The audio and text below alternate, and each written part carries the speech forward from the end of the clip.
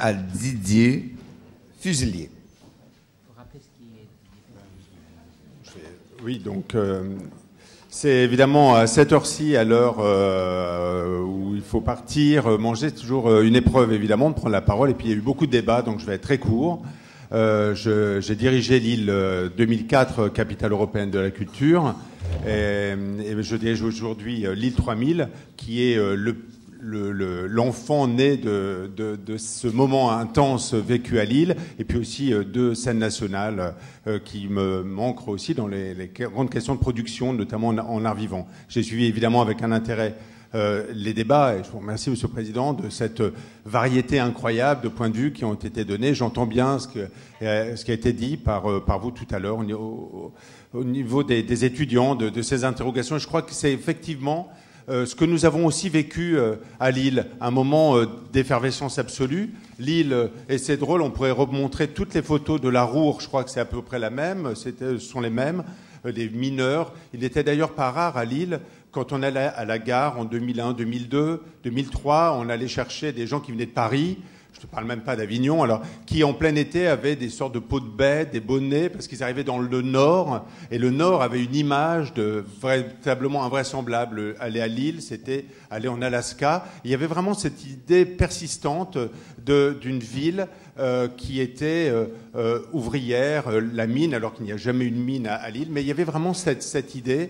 Eurostar avait fait d'ailleurs à l'époque une publicité terrifiante où on voyait des couples en fin de nuit dans une salle des fêtes épouvantable au son de l'accordéon se terminer comme ils pouvaient, et puis il y avait juste Eurostar, à 1 heure vous aviez Londres, donc on avait tout ça. Donc évidemment, partir avec ce handicap derrière, vous vous dites, on va quand même pas faire simplement un programme d'opéra, de théâtre, d'expo, donc on y est allé à fond, tant qu'à faire, on avait quand même un peu d'argent, ministère, la région, l'État, tous les ministères s'y étaient mis d'ailleurs, c'était une interministérielle, donc on avait aussi de l'argent du ministère de l'Agriculture, donc il fallait justifier dans le cadre de la capitale européenne de la culture avec des fermes, enfin c'était assez étrange, donc on y est allé assez fort, et puis comme le ministre le disait tout à l'heure, il faut toujours s'inscrire dans aussi ce que sont nos racines, on parlait de Gutenberg, on parlait de la naissance de l'imprimerie. Et là, à côté de chez nous, il avait peint beaucoup Lille avant qu'elle ne soit détruite pendant les 2 guerres. Rubens était venu souvent. Et Rubens, c'est une anecdote qui m'avait beaucoup frappé.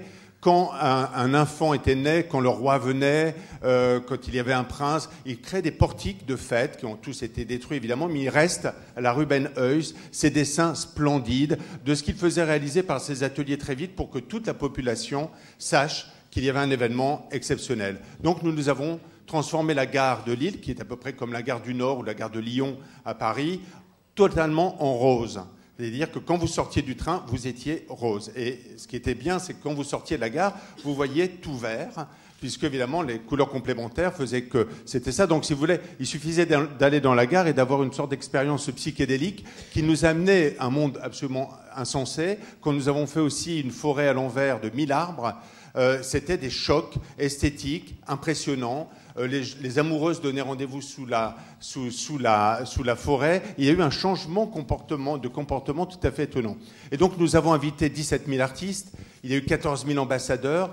Et pour reprendre un mot de Peter Sloterdijk, le philosophe allemand, ce qui est étrange, c'est que tout se passe toujours autrement que prévu.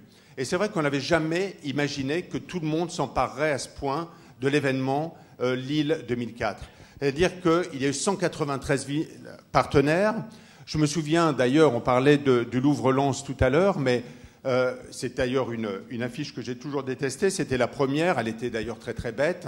C'était la Joconde qui tenait un petit panneau d'autostop en carton sur lequel était marqué Lille. Donc c'était vraiment ridicule, mais on en avait mis bêtement partout. Et là-dessus est née l'idée, avec le président du Louvre et surtout le président de la région Nord-Pas-de-Calais, de se dire, bah tiens, et pourquoi pas le Louvre? Et quand on voit comment naissent des choses comme ça qui va devenir un événement absolument exceptionnel, et le bâtiment également sera à la hauteur des collections qui y seront présentées, mais je crois que ce phénomène d'entraînement, c'est un phénomène de mobilisation infinie. C'est-à-dire que tout à coup se dire on ne monte pas le haut, c'est-à-dire que souvent les capitales de la culture, avant Lille, avaient créé un énorme musée, avaient restauré l'opéra, avaient invité les Peter Stein, Bob Wilson, en gros tout ce qu'on ne pouvait pas se payer D'habitude, on se le payait en une année. Et là, on est vraiment parti ailleurs. Nous avons créé des maisons folies, 12 maisons folies dans des quartiers où il n'y avait rien, des endroits où les majorettes avaient les mêmes droits que des artistes d'avant-garde de Tokyo. Et ce mélange, cette poudrière ambulante qu'a été l'île de 2004, nous a amené à nous interroger aussi, et finalement c'est aussi le cœur du débat, sur un phénomène hors norme. Et moi, quand j'entendais évidemment les débats tout à l'heure, où on dit il faut consommer Kant, consommer Beethoven, effectivement, je vous rejoins, des propos qui aujourd'hui, enfin il y a 10 ans, on entendait ça tout brûler. Mais bon, ça passe, ce sont les produits culturels, c'est dire qu'il faut bien effectivement produire, et je comprends ça. Mais je crois qu'aussi, il faut produire des œuvres hors normes, c'est-à-dire des œuvres qui ne tiennent pas dans une tablette numérique, des œuvres qui ne sont appréhendables que quand on les voit, quand on est devant, quand on se prend le choc. Et je crois que tout cela, il faut le défendre à fond parce que c'est le seul moyen d'intéresser de grands industriels, de grands patrons d'entreprise, parce qu'on est tellement noyé dans une norme qu'à un moment donné, se sortir du format, faire en sorte que nous précédions une forme à inventer est une chose aujourd'hui totalement nécessaire. Il faut aussi occuper, et je le dis parce qu'effectivement il y a beaucoup d'étudiants, mais tous les terrains vides. Aujourd'hui, la culture a besoin d'espace, a besoin de foncier. C'est-à-dire que dès qu'il y a un magasin libre, il faut l'investir. Une gare, c'est ce que nous venons de faire à Lille. On a aménagé et on ferme en hiver parce qu'on ne chauffe pas, parce que c'est trop cher. Mais ça a été 620 000 personnes, on a fait une conférence de presse hier, 620 000 personnes en une année dans un terrain qui était totalement en déshérence. Et je crois que cette idée qui se rapproche de ce que disait le ministre sur le désir de culture, c'est aussi une volonté absolue de créer encore dans notre monde qui est forcément normé, où forcément nous sommes tenus avec nos appareils qui sont fabuleux, évidemment, les iPhones, les tablettes qui vont arriver, nous envahir notre quotidien.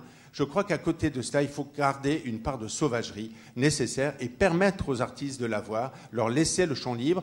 Et les investisseurs privés peuvent le faire parce que la gratuité, par exemple, à Lille est offerte parce que nous avons 40% de nos financements qui viennent de très grands groupes industriels, mais aussi de toutes petites entreprises, souvent familiales, qui aident juste un artiste.